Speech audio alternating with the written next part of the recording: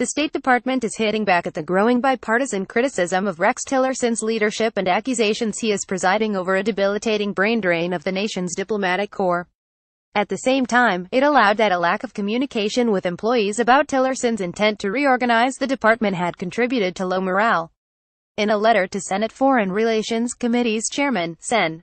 Bob Corker, RTennessee, the department said Tillersons' reorganization plans aren't crippling the agency as reports have claimed.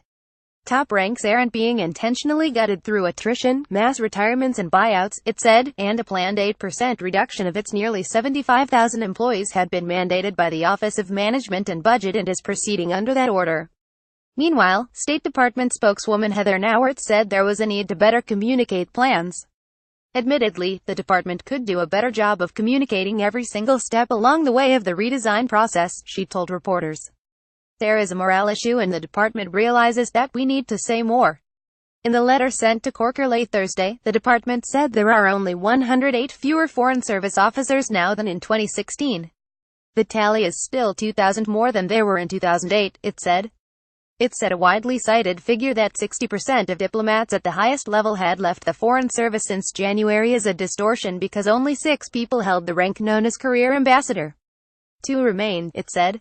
Since 1980, only from 1 to 7 career ambassadors have ever served at the same time. Nevertheless, the letter seems unlikely to stem the criticism of Tillerson. Critics also point to departures of senior and mid-level Foreign Service officers and a hiring freeze of entry-level diplomats that has been relaxed only to take on about 100 new employees in the current budget year. That's about a third of recent yearly intakes. Nauert appealed to frustrated diplomats not to leave their careers in frustration.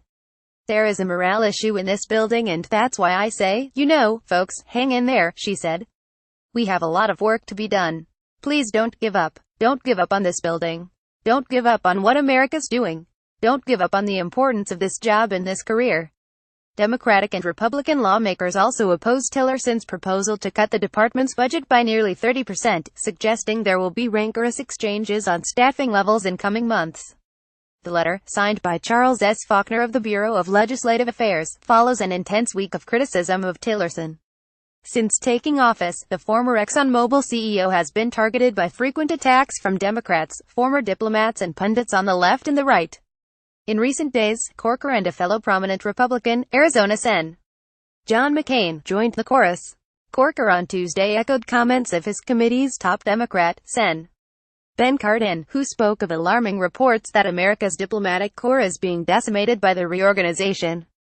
Corker said the concerns were bipartisan in nature and lamented that a briefing about the reorganization with State Department officials had been very unsatisfactory and incomplete.